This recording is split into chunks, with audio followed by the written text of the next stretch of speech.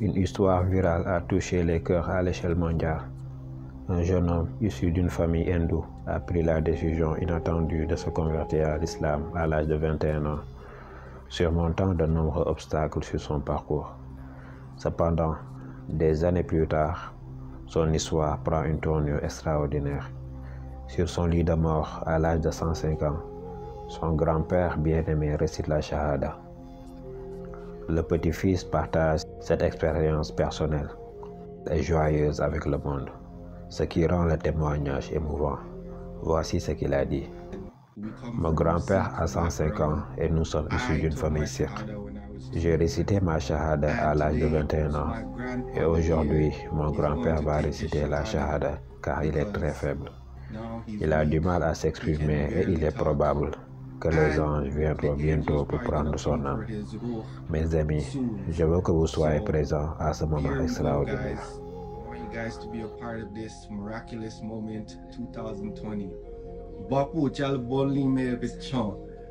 Ashhadu an la ilaha illallah wa ashhadu anna Muhammad Rasul Allah. Comme vous pouvez le constater, il pointe avec sa main gauche car sa main droite ne fonctionne plus du tout. Voilà mes amis, il a récité sa Shahada. Vous êtes témoins de cet instant. Inch'Allah, il sera au paradis dans les rangs les plus élevés. Un récit émouvant de foi et de guidance divine. Cette histoire émouvante diffusée à travers le monde met en lumière la puissance de la foi, la miséricorde infinie d'Allah et le rôle de la guidance divine dans les vies humaines. Un jeune homme issu d'une famille hindoue et élevé dans une tradition sikh a décidé de se convertir à l'islam à l'âge de 21 ans. Ce choix mûrement réfléchi, malgré les défis et les épreuves, a marqué le début d'une transformation spirituelle qui, après plusieurs années, s'est étendue à son grand-père, il y a 105 ans. Sur son lit de mort, il a exprimé sa Shahada, l'attestation de foi islamique dans un moment intense en émotion et en spiritualité. Ces récits démontrent clairement que la miséricorde d'Allah peut toucher les cœurs jusqu'au dernier souffle. La Shahada, ou profession de foi, est le pilier le plus essentiel des 5 piliers de l'islam. Son but est de démontrer l'unicité d'Allah et la mission prophétique de Mohammed sallallahu alayhi wa sallam en ces mots. La ilaha illallah, Muhammadur Rasulullah. Allah est la seule divinité qui mérite d'être adorée et Mohammed est le messager d'Allah.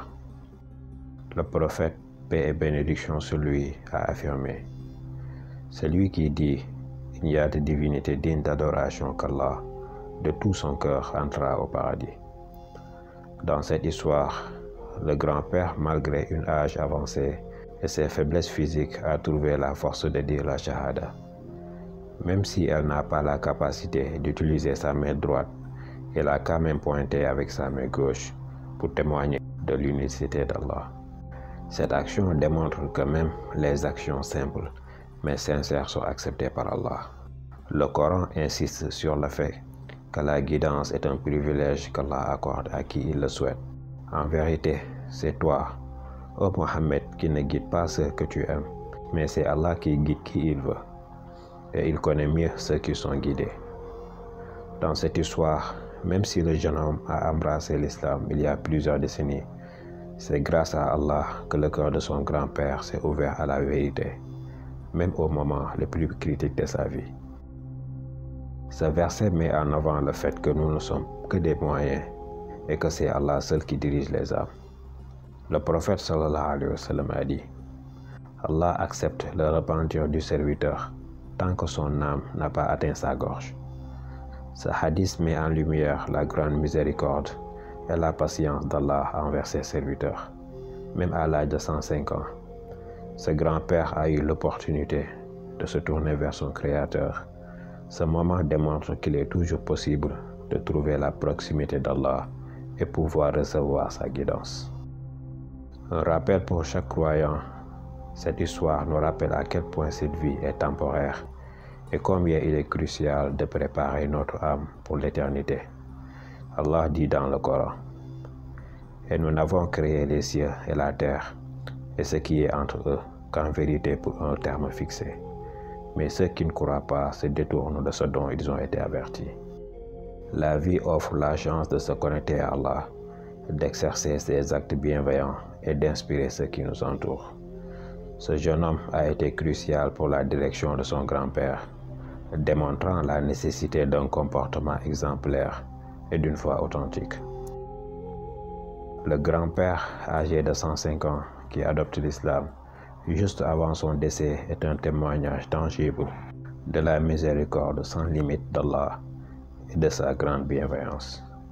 Cet acte tardif nous indique que malgré la fin de la vie, la porte du repentir demeure ouverte, illustrant la patience sans limite d'Allah pour ses créatures. Allah subhanahu wa ta'ala dit dans le Coran: dis, ô mes serviteurs qui ont fait preuve d'excès au détriment de votre propre bien, ne perdez pas confiance à la miséricorde divine, puisque tout péché est pardonné par Allah. Oui, c'est lui le pardonneur, le miséricordieux suprême. Qul ya ibadiya allazina asrafu ala anfusihim la taqnatu min rahmatillah inna allaha yaghfiru dhunuba jami'an innahu huwal ghafurur rahim. Ce moment d'acceptation tardive nous souligne aussi la nécessité de prier pour l'orientation de nos proches en suivant le modèle du prophète sallallahu alayhi wa sallam qui sollicitait sans relâche Allah pour le bien des autres. Le hadith rapporté par Abu Daoud: celui dont la dernière parole est La ilaha illallah entrera au paradis, vient nous réconforter et renforcer notre foi dans les promesses d'Allah. Ce récit devrait servir d'inspiration pour chaque croyante. Il met l'accent sur le fait qu'en dépit des défis que la vie peut engendrer, il est toujours temps de retourner vers Allah. Il nous encourage à maintenir la douceur et l'amour en invitant nos proches à découvrir la vérité. Ceci nous rappelle finalement que la foi, cultivée jusqu'au bout de notre vie, est le secret du succès dans l'au-delà.